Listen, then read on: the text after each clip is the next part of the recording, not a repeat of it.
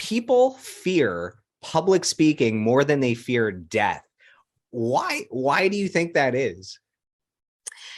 Because death could be private, but public speaking is going to be witnessed by many people. And the biggest fear that people have is that they're going to forget their words and look like a fool. And I told you the story about dragons and where my body betrays me.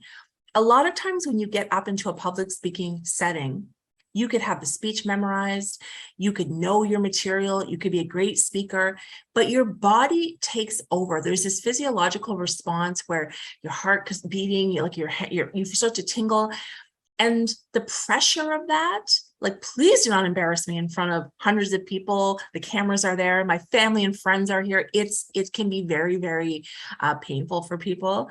So I get that. And a lot of times, like, as we get closer to the event, our speakers start to get more and more nervous. And I tell them to do less at a time when they think they need to do more, that like they're outside trying to memorize their speech, trying to go over. I'm like, you need to put that away now, because that obsession with memorizing is going to like lock you down on stage. I always say, get up, take a bath, have some tea, relax. Like, you've got this. Like, just, it's mindset. At that point, it's mindset. Yeah. You got to get out of your head and into your body at that point, right. I guess. Yes. Yeah. What makes a great public speaker? Do you have any tips for our listeners? Anyone that's thinking that they would like to step on stage at some point, someone that thinks, they know they have a story to share, but they just, that fear, man, that fear. So there's only three things that any speaker really needs to think about. The first one is a powerful story. And a lot of speakers come to us, they want to talk about the message. And they get up almost like an expert or an authority. They want to talk about resilience. Like, I'm going to teach you how to be resilient, or the importance of resilience. It never lands with people, because people say, who the hell are you to talk to me? You need to talk through your story. And the story just needs to be personal and genuine and interesting. Share a story. Okay. Number two is a lesson. At the end of that story, there needs to be a profound lesson for the audience. It can't just be, I went through this story and I learned I could get through anything, because that's too personal. It's got to be, we all have moments that knock us down. We've all been brought to our knees. We all have everything we need within us to get back up. It's got to be a powerful lesson for everyone. And finally, the delivery just needs to be authentic.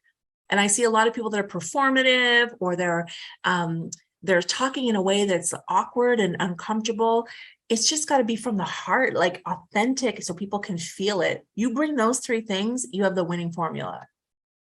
Yeah, the worst is when there's a host that has a mic, and for some reason they feel like they have to have that kind of DJ voice, like, ladies and gentlemen, welcome to, and you're like, that's not how you talk. Like, why does everyone that have a mic feel like they have to kind of get that little thing going with their voice? But why do you think it's important that, even if you don't want to be a speaker that's on stage, like you don't want to be a Tony Robbins or a Les Brown or whoever, why do you think it's important that everyone develops some skill when it comes to public speaking, or even speaking, maybe not public speaking, like getting on a stage, but being able to communicate properly?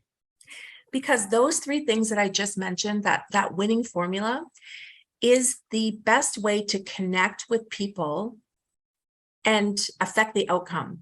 So you could be trying to get a raise at work. You might want to, you want to be, you might need funding for something.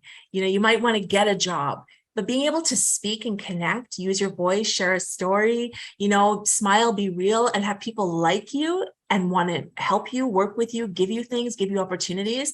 The person with the most inspirational voice is the most powerful person in any room. So if you can't speak, or you can't share a story, or you're nervous, it's hard to get ahead in this world.